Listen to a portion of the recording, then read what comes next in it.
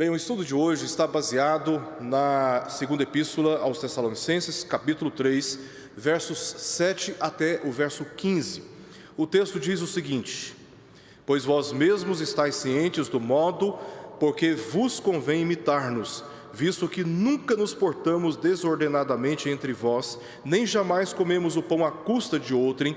Pelo contrário, em labor e fadiga, de noite e de dia trabalhamos, a fim de não sermos pesados a nenhum de vós. Não porque não tivéssemos esse direito, mas por termos em vista oferecer-vos exemplo em nós mesmos, para nos imitardes. Porque quando ainda convosco vos ordenamos isto: se alguém não quer trabalhar, também não coma. Pois, de fato, estamos informados de que entre vós há pessoas que andam desordenadamente, não trabalhando, antes se intrometem na vida alheia. A elas, porém, determinamos e exortamos no Senhor Jesus Cristo que, trabalhando tranquilamente, comam o seu próprio pão. E vós, irmãos, não vos canseis de fazer o bem. Caso alguém não preste obediência à nossa palavra dada por esta epístola, notai-o. Nem vos associeis com ele, para que fique envergonhado, pois não o considereis por inimigo. Todavia, não o considereis por inimigo, mas adverti-o como irmão. Esta é a palavra do Senhor, e Ele deseja falar conosco através deste texto. E nós precisamos aqui fazer apenas uma contextualização para a compreensão de todos aqueles que especialmente não participaram dos estudos anteriores. Aqui no capítulo 3, Paulo ele se concentra em apresentar a verdadeira esperança na prática da vida cristã. Ele já tinha dito no capítulo 1 e no capítulo 2, tinha exposto uma teologia a respeito do dia da vinda de Cristo, o que vai acontecer, o julgamento dos ímpios, a redenção final dos santos. Só que antes desse dia, o que vai acontecer, ele explora isso no capítulo 2, e agora no capítulo 3, depois de ter corrigido o falso entendimento que alguns crentes tinham a respeito do dia de Cristo, ele faz uma aplicação agora sobre como a igreja deve se portar diante dessas teologias que ele já apresentou desde a primeira epístola. Então, nesta segunda epístola, no capítulo 3, ele foca na esperança. Só que essa esperança, como essa esperança deve ser praticada, como ela deve ser exercida no seio da igreja. Então, nos versos 1 ao verso 2, ele começa fazendo um pedido de oração a favor dele e dos seus companheiros, os missionários Silas e Timóteo, mas o foco dele é o evangelho, o foco dele é a propagação, é a disseminação, é a divulgação do evangelho. Depois, nos versos 3 até o verso 5, ele destaca a fidelidade de Deus, baseada na qual ele demonstra a sua confiança de que a igreja, no meio de todas aquelas tribulações, haveria de perseverar e chegar até o seu destino final, que é o desejo e o anseio dele na sua oração. A partir daqui, versos 6 até o verso 15, nós encontramos as exortações finais, onde Paulo ele foca na responsabilidade pessoal de cada crente, mas também na responsabilidade coletiva. Ele demonstra que a igreja ela tem uma responsabilidade coletiva. Cada crente tem responsabilidade pelo seu irmão, mas ele destaca também a responsabilidade que cada um tem na presença do Senhor. Cada crente tem a sua responsabilidade diante de Deus. E é isso que ele demonstra aqui nessa passagem. Como vimos no último estudo, o verso 6, o último estudo nós ficamos concentrados apenas no verso 6.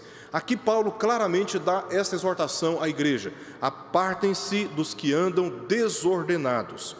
O sentido do verbo apartar aqui é de evitar andar na companhia, manter a distância ou interromper a influência de crentes que desencorajam a vida cristã, que estimulam condutas alheias às instruções apostólicas. Isso é totalmente, a grande realidade, né?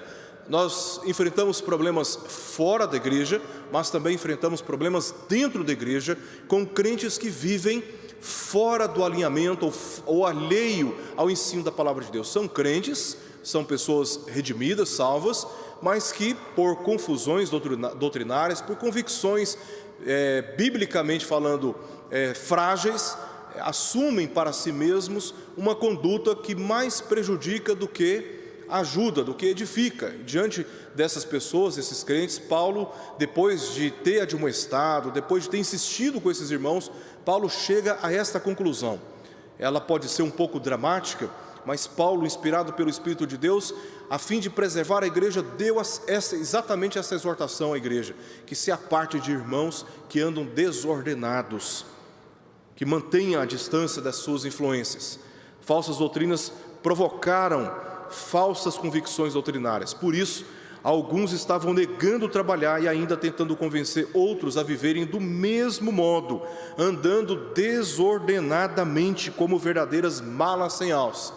Literalmente, aumentando a carga da igreja, que já estava pesada demais no meio de todas aquelas tribulações. A igreja estava lidando com intensas tribulações, e irmãos dentro da igreja estavam aumentando a sua responsabilidade, a sua carga no meio de todo aquele contexto, no meio de todas aquelas situações. Então Paulo está dizendo: olha, há irmãos dentro da igreja que eles não ajudam, eles deveriam ajudar, mas eles não ajudam, e é prudente manter uma certa distância da influência desses irmãos, que só aumentam as nossas dificuldades, só causam confusões, para que principalmente os mais novos na fé sejam preservados. O advérbio que ele usa aqui para desordem ou desordenadamente, esse advérbio qualifica o verbo andar, que andam desordenadamente.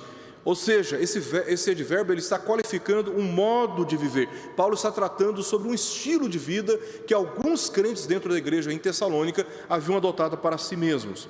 A raiz dessa palavra se refere a algo tirado da ordem, e no contexto da passagem significa alguém insubordinado, como um soldado que resolve andar fora do alinhamento do pelotão, desobedecendo a instrução.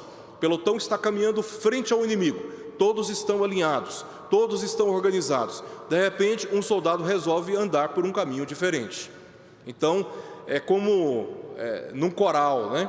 Quando uma pessoa destoa, quando uma pessoa desafina, ela pode induzir pelo seu erro outros a também desafinar na hora do canto. É assim que Paulo está dizendo: olha, cuidado com esses irmãos, que eles são problemáticos, né?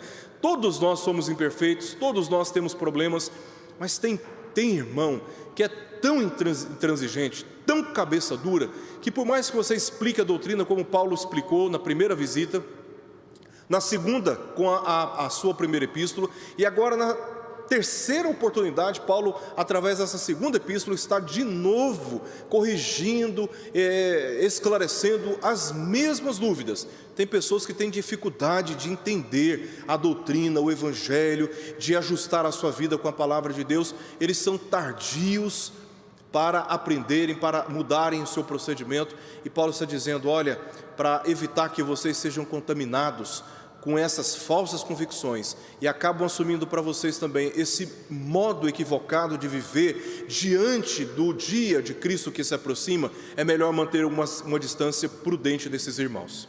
E isso é o que Paulo está dizendo aqui no verso 6. É assim que Paulo descreve aqueles que não obedecem à palavra de Deus propositalmente e irresponsavelmente, servindo de mau exemplo, principalmente aos mais novos na fé cristã. Apesar de serem crentes, porque ele diz no verso 6, apartar de todo irmão, porque ele está considerando aqui que esses são crentes também, seus testemunhos não edificam uma conduta coerente com a esperança no retorno de Cristo. Eu creio que Jesus está voltando, então com base nessa esperança, eu vivo a vida cristã com intensidade, e não o contrário. Muitos crentes estavam convictos de que Jesus estava para voltar, e estes estavam abandonando as suas responsabilidades pessoais, de modo que, sendo crentes, isso estava afetando a igreja como um todo. Por isso que Paulo deu aqui no verso 6 esta forte exortação. Então, o nosso texto hoje, verso 7 até o verso 15, ele pode ser compreendido didaticamente da seguinte maneira: no verso 7 até o verso 9, Paulo, a partir dessa ordem para que se aparte de todo irmão que ande desordenadamente, verso 7 ao verso 9, Paulo vai expor o bom exemplo dele e Silas e também Timóteo. Então ele dá uma exortação, mas ele mostra a responsabilidade moral dele diante daquilo que ele tinha ensinado. Depois, versos 10 ao verso 11, Paulo mostra o mau testemunho de alguns membros da igreja. Verso 12, exortação aos que dão mau exemplo. Verso 13, exortação aos que dão bom exemplo. E versos 14 a 15, uma exortação geral para a igreja. E assim nós compreendemos melhor aqui a passagem que está diante de nós, e vamos observar a partir da segunda parte, o bom exemplo dos missionários, verso 7 ao verso 9, onde Paulo diz o seguinte: pois vós mesmos estáis cientes do modo por que vos convém imitar-nos, visto que nunca nos portamos desordenadamente entre vós, nem jamais comemos pão à custa de outrem, pelo contrário, em labor e fadiga, de noite e de dia, trabalhamos a fim de não sermos pesados a nenhum de vós, não porque não tivéssemos esse direito, mas por termos em vista oferecer-vos exemplo em nós mesmos para nos imitardes. Então aqui com essas palavras, Paulo e seus companheiros estão dando exemplo de como eles se portaram como missionários em face daquilo que ele mesmo havia exortado no verso 6. Nesta parte, Paulo ampara a sua enfática exortação no seu próprio exemplo. Por isso ele começa com essa conjunção dizendo, pois. Ele dá aquela forte exortação à igreja, e agora ele diz, olha, por causa disso, por isso. Então ele chama a atenção dos crentes, não para o que tinha a dizer a seu respeito. É interessante o que Paulo diz aqui no verso 7. Pois vós mesmos estáis cientes do modo porque vos convém imitar-nos. Então Paulo não se ocupa em dizer, olha, como nós. Primeira coisa que ele está dizendo é, olha, ele chama a atenção da igreja para o testemunho que a própria igreja tinha a respeito dele e dos seus companheiros. Ele chama essa atenção para aquilo que a própria igreja tinha ciência a respeito do testemunho deles, mas para o testemunho que eles mesmos reconheciam dele e demais missionários, Silas e Timóteo. Este é um elemento de autoridade que ele reivindicou aqui. Ele dá aquela forte exortação e no final ele diz, olha, convém vocês imitar-nos, e ele vai justificar isso mais adiante. Esse é um elemento de autoridade que ele reivindica na sua própria exortação. Ao invés de seguir o caminho da desordem, deveriam seguir o exemplo dos missionários, pois ocupavam posição de autoridade, ensinando e demonstrando como responder à doutrina do retorno de Cristo, especificamente no tocante às responsabilidades pessoais no trabalho e suas implicações na coletividade da igreja, pois isso estava afetando a igreja como um todo. Isso está afetando a igreja como um todo. Então, é interessante como Paulo está aqui, como na igreja de Corinto, dizendo, olha, convém vocês imitar a mim e também Silas e Timóteo. Líderes na igreja deveriam servir de modelo, de exemplo. Aliás, é isso que Paulo recomenda a Timóteo na sua primeira epístola, e também a Tito, pastor na ilha de Creta, na sua epístola a Tito, que aqueles que aspiram ao episcopado, aqueles que desejam assumir cargos de liderança na igreja, eles devem ser modelos para o rebanho. Eles devem ser identificados pela igreja como modelo antes de serem eleitos. E eleitos, eles devem apenas redobrar sua vigilância pessoal, para que a igreja, olhando para o seu testemunho, não seja estimulada a seguir um caminho contrário àquele que é ensinado pela Escritura. E Paulo está aqui reivindicando, como elemento de autoridade, que a igreja imite, olhando para o seu exemplo. Estes foram os exemplos que deveriam imitar. Eles não eram incoerentes. O texto diz, nunca nos portamos desordenadamente. Ele está dizendo, ó, irmãos, vocês precisam se apartar de todo irmão que ande desordenadamente. Aí ele vai reivindicar no seu exemplo, dizendo para a igreja que convém que ela o imite, e também os seus companheiros, dizendo, porque nunca nos portamos desordenadamente. Vocês têm em nós exemplo de que nunca agimos assim entre vocês. Eles não eram incoerentes, também não eram aproveitadores. Diz o testemunho deles, nem jamais comemos pão à custa de outrem. A parte A do verso 8. Nós nunca andamos desordenadamente, ou seja, nós nunca fomos irresponsáveis em relação ao nosso trabalho, e também, por isso, nunca comemos entre vocês pão à custa de nenhum de vocês. Então, eles não eram incoerentes e eles não eram aproveitadores. Esse é o testemunho que ele dá. Pelo contrário, diz o texto, foram trabalhadores disciplinados entre eles, abrindo mão do direito de serem, pela igreja, sustentados, porque esse era um direito que eles tinham, e eles abriram mão em razão da sua dedicação integral à pregação do Evangelho. E Paulo, em 1 Coríntios capítulo 9, ele sustenta esta afirmação baseando-se naquilo que a lei de Moisés dizia e nas palavras de Jesus. Aqueles que vivem integralmente da pregação do Evangelho, eles têm o direito de serem mantidos pela igreja, e a igreja tem o dever de sustentar esses que laboram no ensino da palavra de Deus. E Paulo está dizendo que abriu mão desse direito. Ele abriu mão desse direito. Ele diz que nunca, jamais se portou de maneira desordenada, porque ele era um trabalhador disciplinado, bem como os seus companheiros, e não comeu pão à custa de outrem. Por quê? Porque Paulo abriu mão do direito de ser sustentado para, com o trabalho das suas próprias mãos, obter o sustento pessoal. De acordo com o relato de Atos 18, verso 3, isso está dentro do contexto de Paulo. Vamos recordar que Paulo estava na cidade de Tessalônica, teve que sair fugido para a cidade de Bereia, uma cidade muito próxima. De lá ele então tem que fugir, porque os judeus de Tessalônica foram a Bereia persegui-lo. Ele teve que sair de Bereia e foi para uma região ao sul, região da Caia, também uma província romana, num lugar mais distante, e ali ele se refugiou. E ele ficou ali aguardando por uma oportunidade de retornar. Ele não conseguiu retornar 2 vezes. Ele tentou ir 2 vezes para a cidade de Tessalônica, não conseguiu voltar. E dali ele foi para a cidade de Corinto, de onde ele então escreveu a primeira e a segunda epístola para a igreja de Tessalônica. Então, em Corinto, nós temos o relato daquilo que está registrado em Atos capítulo 18. No verso 3, naquele período Paulo diz que Paulo estava trabalhando com tendas, fabricação de tendas, e ele trabalhava com fabricação de tendas para levantar o seu próprio sustento. E ele ali se juntou com Priscila, que era um judeu, e também Áquila. Diz o texto que este era o ofício do apóstolo Paulo, o que nos leva a crer que ele tinha uma formação profissional oficial. E naquele momento, essa formação foi útil, porque ele trabalhando, ele pôde obter sustento para ele e também para os missionários que com ele estavam. É provável, portanto, que essa tenha sido a sua atividade lá em Tessalônica, quando ele esteve entre os irmãos. Enquanto ele pregava, ele também trabalhava. Eu me lembro, quando eu fui para os Estados Unidos, nós recebemos um convite para trabalharmos com um grupo de brasileiros lá. A igreja era uma igreja de pessoas novas na fé, era uma igreja pequena.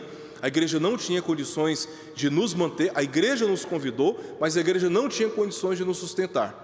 Então nós dividimos o tempo da nossa dedicação na cidade de Atlanta, nos Estados Unidos, capital do estado da Geórgia. Então eu tinha um período em que eu trabalhava para obter o meu sustento da minha esposa, e eu tinha um tempo que eu me dedicava ao ensino e à preparação, à formação de lideranças para aquela igreja que posteriormente cresceu e se juntou com uma igreja americana, tornando-se uma só igreja.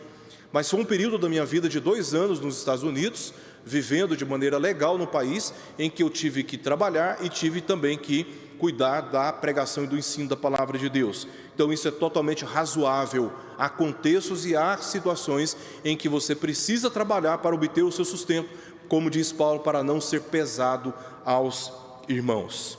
E estes foram os motivos aqui que Paulo apresentou àquela igreja, a fim de não sermos pesados a nenhum de vós. Então ele abriu mão do seu direito, trabalhou para obter o seu próprio sustento, e a motivação foi esta: não ser pesado a nenhum daqueles crentes. A igreja de Tessalônica era uma igreja recém-organizada. Paulo e seus companheiros, sabendo do direito que tinham, não exigiam o atendimento dele com intuitos gananciosos, como agiam os mercenários da época, que exploravam as condições alheias, considerando primeiramente os seus próprios interesses egoístas. Jesus já tinha advertido os seus discípulos contra os lobos que entram dentro da igreja. Eles trabalham, eles oram, eles ensinam, eles se dedicam à igreja, desde que os interesses egoístas são atendidos. Se os interesses egoístas não são atendidos na hora da tribulação, na hora da dificuldade, quando as coisas apertam, eles não veem vantagem nenhuma de permanecer entre os crentes e procuram um outro lugar onde eles podem obter vantagem. Eles ficam migrando de um lugar ao outro em busca de satisfazer o seu próprio interesse. E na igreja de Tessalônica, quando tudo estava indo muito ruim, nesse sentido, Paulo permaneceu entre eles e não deixou que isso fosse um obstáculo para trabalhar com aqueles crentes. Ele trabalhou, obteve o seu sustento pessoal para não ser pesado àqueles irmãos, porque ele não tinha intuitos gananciosos, não eram como os mercenários dos nossos dias. E hoje nós temos muitos espalhados no nosso meio, pessoas que estão no meio da igreja em busca de satisfazerem os seus próprios interesses. Às vezes é a vaidade da exposição do seu nome e da sua imagem em redes sociais. Às vezes são questões salariais. Se não atende a minha necessidade, essa igreja não serve para mim, eu quero dinheiro. Infelizmente, esta é uma dura e triste realidade na igreja evangélica hoje. Há muitos lobos vorazes no meio da igreja, muitos mercenários. E Paulo está aqui dando um exemplo pessoal, bem como de Silas e Timóteo, de que eles não procederam assim no meio da igreja. Eles trabalharam noite e dia, labor e fadiga, para não ser pesado a nenhum daqueles crentes. A segunda motivação foi oferecer-vos exemplo em nós mesmos. É muito interessante quando nós apontamos para o exemplo de alguém, mas nada é mais excelente quando você aponta para o seu próprio exemplo. Sem arrogância, sem altivez, sem falsa motivação, sem falsa piedade, sem falso moralismo. Olhem para o meu exemplo, é o que Paulo está dizendo. Eu procedi assim para que este exemplo fosse eficaz no meio de vocês. Essa foi a segunda motivação dele. No contexto dessa epístola, Tessalônica experimentava um grande desenvolvimento populacional e econômico, por sua localização junto ao mar e pela importante estrada imperial romana chamada Via Ignácia. Essa via, ela saía de Istambul e ela ia até a costa próxima da Itália, atravessando toda a Macedônia. Então, para quem ia para Roma, saía da cidade de Jerusalém e ia para Roma. Quem saía ali da Turquia, queria ir para Roma, tinha que passar pela cidade de Tessalônica. De maneira que a cidade de Tessalônica, ela cresceu exponencialmente. E nesses dias, estimam os historiadores que a cidade de Tessalônica, ela tinha mais ou menos 300 mil pessoas. Isso para o mundo antigo era considerado uma cidade grande, uma cidade muito densa, demograficamente falando. E nesse contexto, então, de comércio intenso, com tantas oportunidades, a ociosidade, a falta de trabalho era vista como um mau testemunho daqueles que tinham todas as condições para trabalhar. Pensa numa cidade que tem todas as condições para você trabalhar, formalmente e informalmente, porque a cidade está agitada do ponto de vista comercial.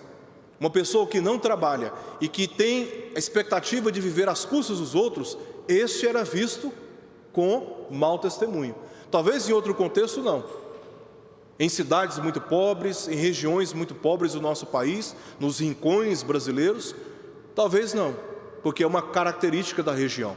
Mas na cidade de Tessalônica é diferente, o contexto é outro. Naquele contexto, quem não trabalhava, tendo tanta oportunidade, era mal visto, era considerado um mau testemunho. É por isso que Paulo está tratando isso aqui com aqueles crentes folgados dentro da igreja. Eles não queriam trabalhar não, eles queriam ficar na água de coco, na rede, né? E esperando que os outros que estavam trabalhando trouxessem para eles os benefícios. Então isso era visto como um mau testemunho, tá? Mau testemunho. O pior é que apegados a um equívoco, supondo ter chegado o dia do Senhor, por causa de uma falsa epístola que estava correndo entre eles, outros, como diz Paulo, por espírito, ou seja, alguns estavam tendo revelações extracanônicas, revelações subjetivas, estavam perturbando a igreja com informações que não tinham partido do círculo apostólico, dizendo que o dia do Senhor já tinha chegado, e era por isso que estava havendo tanta tribulação naqueles dias. E por causa disso eles pensaram o seguinte: não vale a pena mais trabalhar, chegou o grande dia do Senhor. Eles estavam equivocados do ponto de vista doutrinário, eles tinham compreendido mal aquilo que o apóstolo Paulo tinha ensinado, estavam sendo perturbados por falsos ensinos, e eles, portanto, assumiram para si mesmos um comportamento equivocado. E o comportamento equivocado desses crentes estava influenciando mal a conduta de outros crentes. Em tempos de tribulações, a melhor conduta não é de covardia, é de bravura. Já que o dia do Senhor chegou, eles estavam enganados, ao invés então deles irem para a luta, cooperando com a igreja, protegendo os mais fracos, não, eles estavam, na verdade, era jogando a bandeira branca, levantando a bandeira branca, jogando a toalha. Estavam deixando de trabalhar, vivendo relaxadamente, irresponsavelmente, e se tornando literalmente uma mala sem alça para os crentes que estavam tentando se manter no meio de todas aquelas tribulações. Paulo diz: isso não está certo, isso não está certo. E ele então se ocupa aqui em exortar aqueles crentes que estavam vivendo relaxadamente ou desordenadamente no meio da igreja. E tanto Paulo quanto seus companheiros deram exemplo de, em labor e fadiga, de noite e de dia, trabalhar em cuidado com todos, para não sobrecarregar a igreja mais ainda. Esse é o exemplo que ele dá. Se Paulo chega ali com a sua equipe missionária, a igreja já está naquela luta, para se manter, uma igreja nova, tinha acabado de ser organizada, e ele chega dizendo: olha, eu cheguei, vou pregar entre vocês e vocês vão ter que nos manter. A igreja, ela teria uma carga ainda maior, e Paulo, vendo aquele contexto, disse: não é adequado, não é sensato, não é prudente, não é o momento, e eu me dedicarei a levantar o meu próprio sustento, trabalhando na cidade, para não ser pesado para a igreja. Então assim, ele cuida não apenas de si, ele cuida, ele demonstra o seu zelo e o seu cuidado também para com a igreja. Ela precisava desses cuidados que foram oferecidos aqui generosamente por Paulo e seus companheiros. Não se comportavam como desordenados, sendo incoerentes, dando um discurso, mas demonstrando um testemunho contraditório, e também não foram gananciosos, não foram movidos por intuitos gananciosos. Se tem sustento, eles estão pregando o Evangelho. Se não tem sustento, como ele descreve em Filipenses capítulo 4 e também em 2 Coríntios capítulo 11, se tem circunstâncias a favor, ele está pregando o Evangelho. Se não tem circunstâncias a favor, ele também está pregando o Evangelho, porque ele não é condicionado por intuitos gananciosos, e este foi o testemunho que ele e seus companheiros deram para aquela igreja. Eles estavam comprometidos, portanto, com o bem maior da igreja, mesmo quando isso exigiu deles renúncia de direito e trabalhos pesados sobre si, que ele chama de labor. Labor, este trabalho realizado, feito debaixo de muita dificuldade, e eles agiram assim, como ele mesmo disse, para dar exemplo neles, para a igreja. São as duas motivações que Paulo dá aqui nessa passagem, desses missionários, o bom exemplo desses missionários, de como eles se comportaram no meio da igreja. Terceiro ponto aqui do nosso estudo, nós lemos nos versos 10 ao verso 11, quando Paulo agora vai abordar o mau exemplo de alguns membros da igreja. Então ele dá primeiro um testemunho pessoal de como ele estava se comportando, reivindicando no seu testemunho um elemento de autoridade, e agora ele se dirige àqueles que estavam dando mau exemplo dentro da igreja. Ele diz o seguinte: porque quando ainda convosco vos ordenamos isto. Então ele dá um exemplo pessoal e justifica: nós demos uma ordem para vocês, nós vivemos assim de acordo com esta ordem, nós não fomos incoerentes, nós ensinamos aquilo que estávamos vivendo entre vocês, e vocês sabem disso, vocês estão cientes disso. E qual foi a ordem que ele deu? Se alguém não quer trabalhar, também não coma, pois de fato estamos informados de que entre vós há pessoas que andam desordenadamente, não trabalhando, antes se intrometem na vida alheia. Que triste testemunho Paulo tem de alguns crentes dentro da igreja de Tessalônica. Uma igreja imperfeita, como imperfeitas são todas as nossas igrejas hoje. E dentro delas, aqueles que precisam ser admoestados, corrigirem o seu procedimento. Como lemos, quando Paulo esteve pregando entre eles a respeito das questões escatológicas, falando sobre o dia de Cristo, o que estará antecipando, o que acontecerá antes da vinda de Cristo, como será o dia de Cristo, o que ocorrerá com os crentes, o que ocorrerá com os crentes, com os corpos dos crentes que já morreram, e aqueles que não são crentes, como será. Paulo já tinha explicado isso pessoalmente. Ele explicou isso no capítulo 4 de 1 Tessalonicenses, e ele explicou isso novamente no primeiro capítulo e no segundo capítulo da segunda epístola. Então Paulo está explicando essas questões escatológicas. Contudo, desde quando Paulo estava na igreja em Tessalônica pessoalmente, antes dessas epístolas terem sido escritas e emitidas, aliás, 1 Tessalonicenses é primeiro documento do apóstolo Paulo no Novo Testamento. É a primeira epístola, o primeiro documento cronologicamente registrada pelo apóstolo Paulo. E antes dessa epístola ser registrada, Paulo, quando esteve entre os crentes, ele ensinou essas questões escatológicas, e alguns já estavam admitindo como plano de vida deixar de trabalhar. É isso que ele diz aí no verso 10. Ele disse: quando ainda convosco vos ordenamos isto, se alguém não quer trabalhar, também não coma, porque ele já tinha detectado irmãos que estavam querendo abandonar o trabalho, em face dos ensinos escatológicos. Naquele contexto, ordenou que trabalhassem. Irmãos, trabalhem. Não vivam uma vida de preguiça, de ociosidade. Vocês precisam se ocupar, trabalhar, produzir. Esse estilo de vida é injusto para com os outros, sufoca qualquer programa legítimo de assistência aos pobres. Vimos o governo muito bem intencionado oferecendo um auxílio emergencial. É tão triste quando somos notificados de pessoas que não deveriam receber auxílio emergencial, pessoas abastadas, estruturadas, mas por vias ilícitas conseguiu alcançar o benefício do auxílio emergencial, que deveria ser destinado àqueles que verdadeiramente precisavam. Nenhum sistema legítimo de assistência aos pobres pode suportar.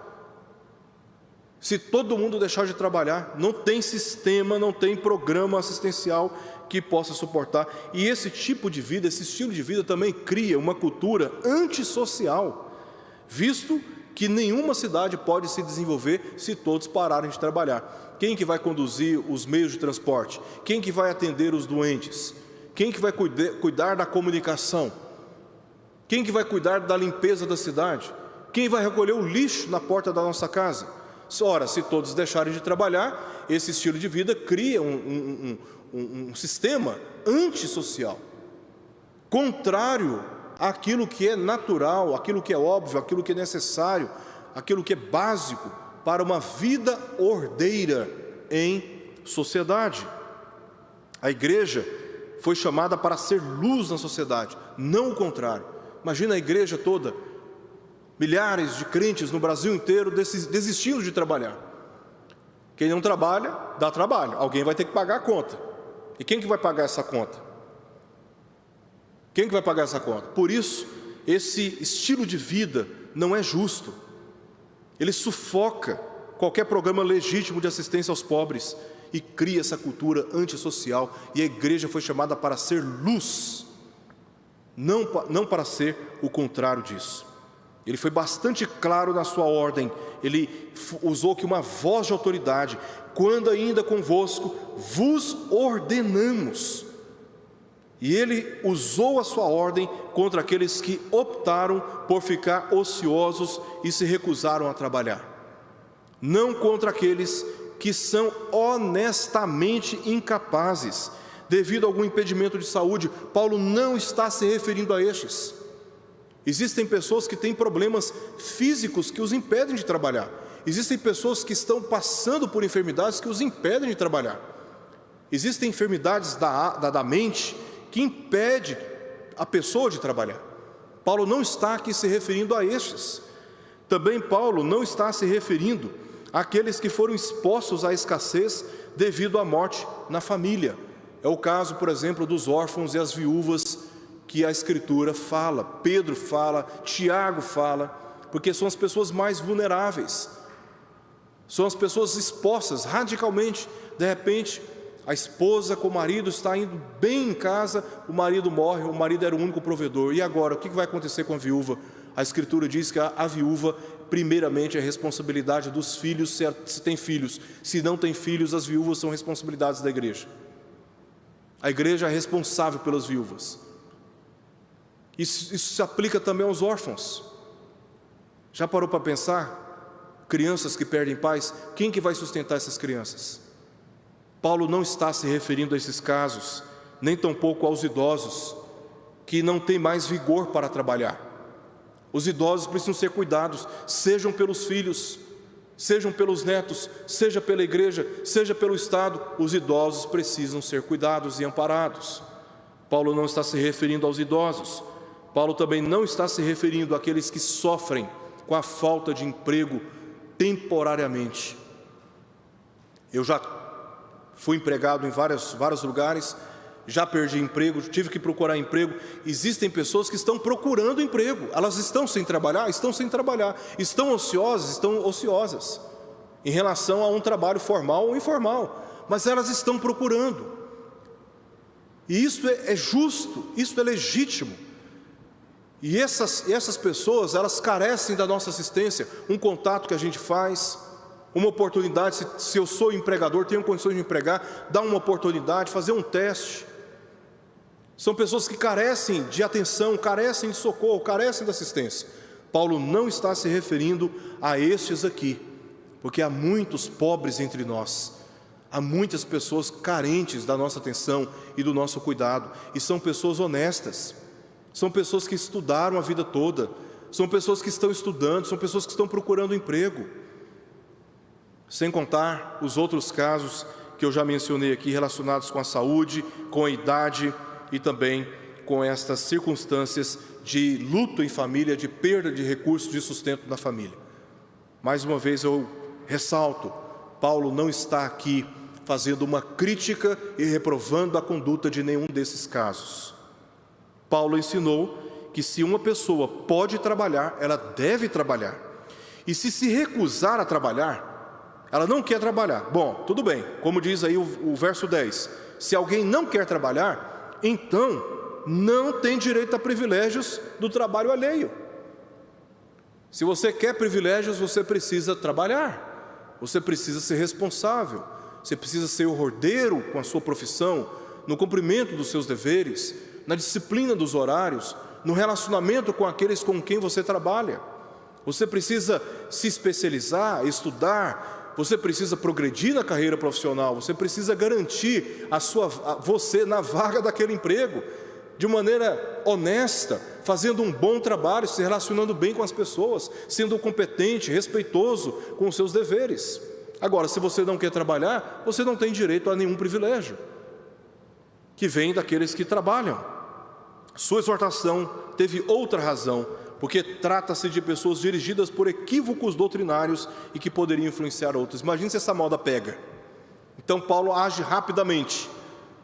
Fogo você apaga quando ele é pequeno, depois, se você não apaga, você perde o controle e você não controla mais. E Paulo está tratando com uma igreja incipiente, uma igreja de novos na fé, e ele está dando uma exortação para que a igreja corrija a sua rota e não entre na direção errada, na direção equivocada do ponto de vista doutrinário, afetando diretamente a conduta daqueles crentes.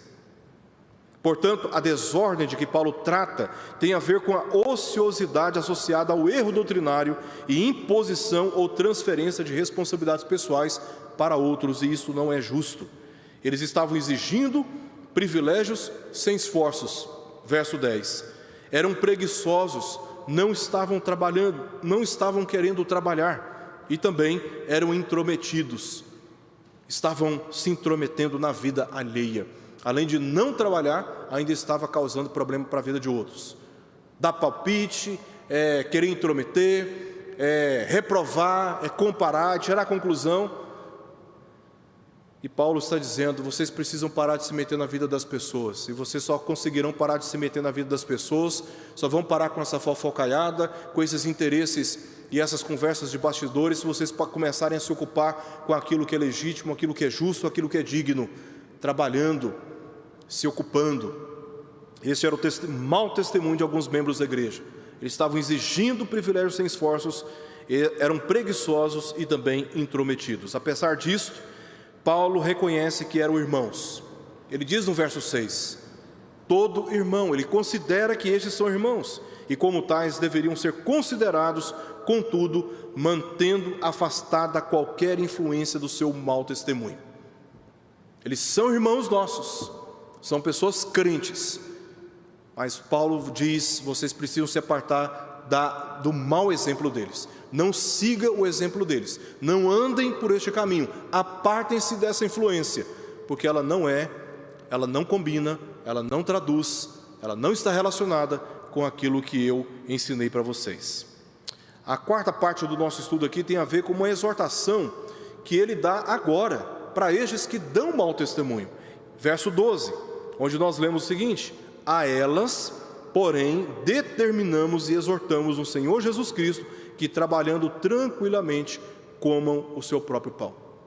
Ele faz uma dura exortação e agora ele mostra o caminho, como vocês precisam fazer para saírem desse mau exemplo, trabalhando tranquilamente para, enfim, desfrutarem dos privilégios, dos benefícios do seu próprio trabalho.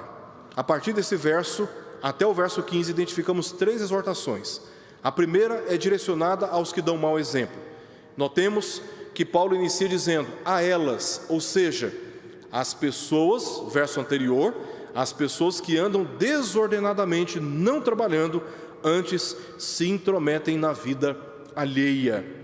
ênfase que Paulo dá aqui, determinação.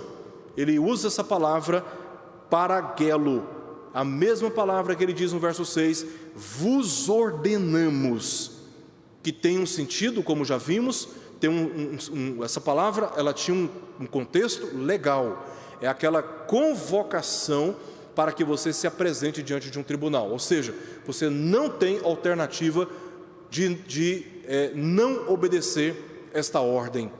Ele diz, determinamos, é a mesma palavra que nós encontramos no verso 6. A outra palavra é exortar, outro verbo, nós determinamos e exortamos. A palavra exortação permite várias traduções de acordo com o contexto, e neste contexto aqui a palavra grega parakaleo, ela tem um sentido aqui de convocação, diferente da mesma palavra que ocorre no capítulo 2, verso 17, que é traduzida por consolo, tá? A palavra para é uma preposição grega que significa ao lado, e kaleo é o verbo chamar em grego, ou seja, você chama a pessoa para o seu lado, e aqui tem um sentido, pelo contexto, de convocação, e não aquele chamar ao seu lado para confortar alguém que está aflita, mas é de convocação. Determinamos e exortamos. Nós ordenamos, sentido legal, e exortamos, sentido convocativo, vocativo, é um chamamento para cumprir a ordem, a determinação que está sendo dada. E ele faz isso tudo no Senhor Jesus Cristo. Ele reivindica, ele invoca aqui a fonte de autoridade dessa determinação e exortação, o Senhor Jesus Cristo.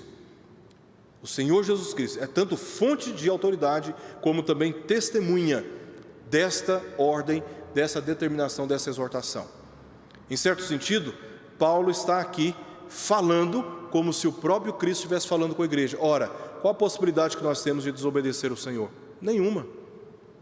Então ele dá uma forte ênfase para chocar a igreja. Ele está protegendo a igreja, ele está cuidando da igreja. E ele sabe que se ele não fala assim, com esse tom, é possível, irmãos, que Paulo, pela sua presença, já tinha exortado os irmãos. Com a primeira epístola, exorta os irmãos novamente, e ele agora recebe, antes de emitir a segunda epístola, notícias de que os problemas estavam persistindo. E ele tem que agora usar um tom mais forte, chocar a igreja. E é assim que ele dá ênfase à sua ordem. Então ele dá duas ordens aqui à igreja. Primeiro, trabalhem tranquilamente. Essa ordem, essa determinação é para aqueles que estão vivendo desordenadamente, que não estão dando um bom testemunho. Primeira palavra, trabalhem tranquilamente, ou seja, não se trata de trabalhar mansamente, mas com foco na responsabilidade pessoal. Trabalhem com foco na sua responsabilidade pessoal. Essa determinação se encontra em paralelo e em contraste com aquilo que ele diz no verso anterior, onde destaca o aspecto negativo de intrometer na vida alheia. Ao invés de intrometer na vida alheia, negando-se trabalhar, trabalhem tranquilamente. Façam um trabalho perene, constante, com foco e determinação e diligência e responsabilidade. Segundo, então, comam o próprio pão, não o pão do outro, né? Como o seu próprio pão, né? Como o seu próprio pão. Do mesmo modo, ao invés de negar trabalhar para consumir os privilégios que trabalham, devem procurar manter as suas próprias necessidades com dignidade.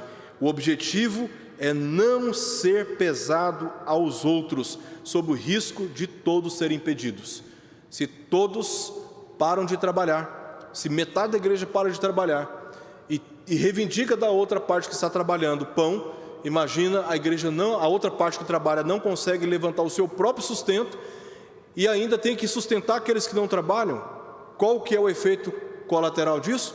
A igreja inteira é prejudicada.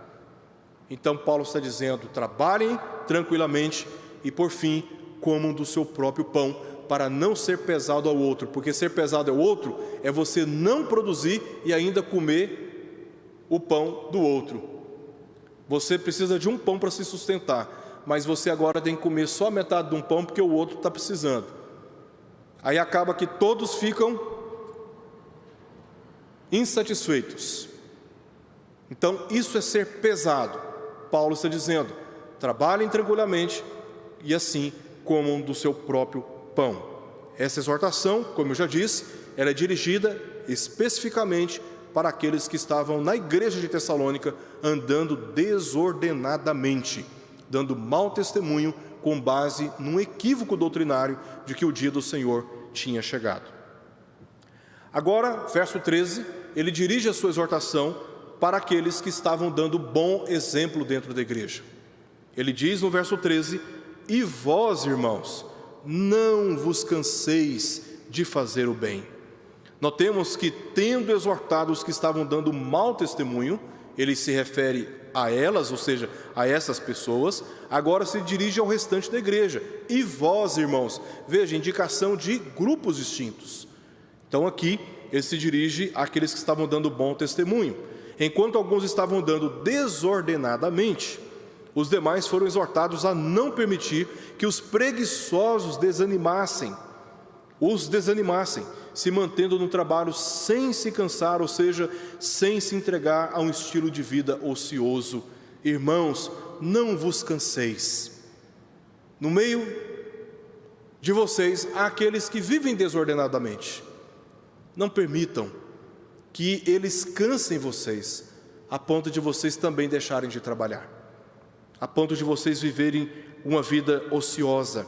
Essa exortação considera aquilo que disse no verso 6, apartar de todo irmão insubordinado, intransigente no pensamento e na conduta equivocada, andando em conflito com a doutrina.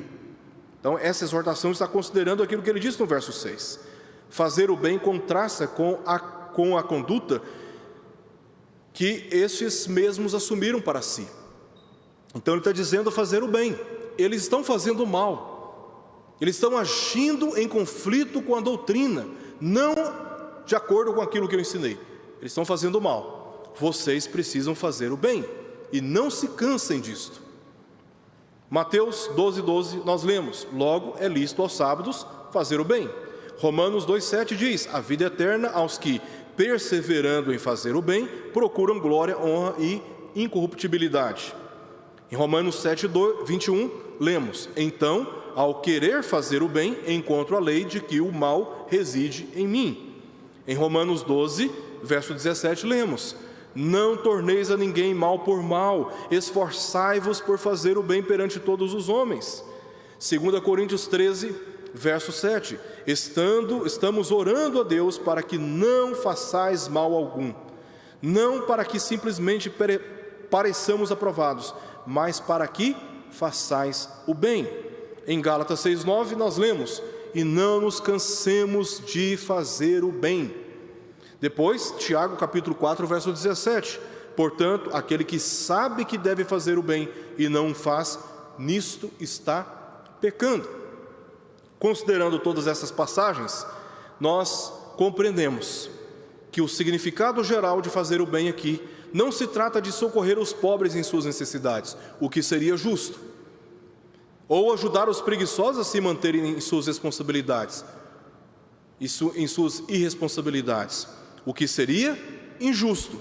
Mas fazer o bem aqui, primordialmente, significa atender aos ensinos determinados, se apartando de más influências dos que andam desordenadamente, para andar ordenadamente, segundo a vontade do Senhor Jesus Cristo. Isso ficará ainda mais claro aqui na última parte do nosso estudo, versos 14 a 15, onde ele faz uma exortação geral para toda a igreja com essas palavras: caso alguém não preste obediência à nossa palavra dada por esta epístola, notai-o, nem vos associeis com ele, para que fique envergonhado. Todavia, não o considereis por inimigo, mas adverti-o como irmão. Essa é uma exortação geral aqui para toda a igreja. Aqui Paulo retoma o que disse no verso 6, mais uma vez, quando ele diz: nem vos associeis com ele. Ele está repetindo aquilo que ele já disse no verso 6. Quanto ao que não obedece à instrução bíblica, ou insubordinado, ou desordenado. A exortação se dirige à igreja como um todo e visa disciplinar o preguiçoso, o desordeiro, não se associando com ele para que não encontre motivação de continuar no erro. O irmão está andando de maneira desordenada, está sendo intransigente numa convicção doutrinária que não se baseia nas Escrituras e, por causa disso, está adotando para si um comportamento que não serve de exemplo para o restante da igreja. Você admoesta uma vez, admoesta a segunda vez, Paulo chega à conclusão: é melhor você se afastar da influência desses irmãos. Porque enquanto eles estiverem tendo atenção de vocês, enquanto eles estiverem encontrando em vocês amparo, acolhida, ele vai continuar motivado a permanecer no erro. Então é bom não associar, até para o próprio bem dele. Toda disciplina tem por objetivo edificar, jamais destruir, santificar e não promover o erro. Paulo disse que isto é para que ele fique envergonhado. Não se associe, não dê moral, saia do ciclo de influência dele, para que ele não encontre guarida, para que ele não encontre campo fértil para continuar agindo de uma maneira inadequada no meio do povo de Deus. A esperança é que a vergonha de fazer o mal o motive a fazer o bem. Contudo, tal disciplina deve considerar o preguiçoso como irmão, não como inimigo. E esse é um cuidado que a gente deve ter com todos aqueles que andam desordenadamente entre nós. Essa disciplina não deve ser dirigida com altivez de espírito, como se eu fosse melhor, como se tal pecado eu não cometesse, como se esse irmão fosse alguém de menos valor, como se a misericórdia de Deus não pudesse se repousar sobre a vida dele. A disciplina não pode ser dirigida por vingança, ou com pena desproporcional à sua capacidade de suportar, mas com amor e também por amor. É por amor que amor a este irmão desordenado, que Paulo dá essa exortação, admoestando sobre o assunto. Ele diz lá em 1 Tessalonicenses capítulo 5, verso 14, que quanto aos insubmissos, eles devem ser admoestados. E é exatamente isso que Paulo fala no final do verso 14, mas advertiu-o como irmão. Os insubordinados, os insubmissos, os intransigentes devem ser admoestados, advertidos para o próprio bem. Se eles se recusam a acatar a palavra, diz o apóstolo Paulo: se alguém não preste a obediência à nossa palavra, dada por essa epístola, vocês precisam identificá-lo. E não apenas isso, vocês não podem se associar a ele, para que ele fique envergonhado. Ou seja, Paulo está querendo tirar qualquer estímulo para que este irmão continue no erro.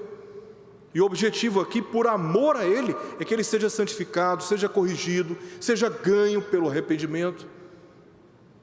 É por isso, apesar de ordenar que sejam evitados, a finalidade é de impedir que o seu mau exemplo contamine outros e de chamá-los ao arrependimento de suas condutas contrárias ao ensino da palavra de Deus.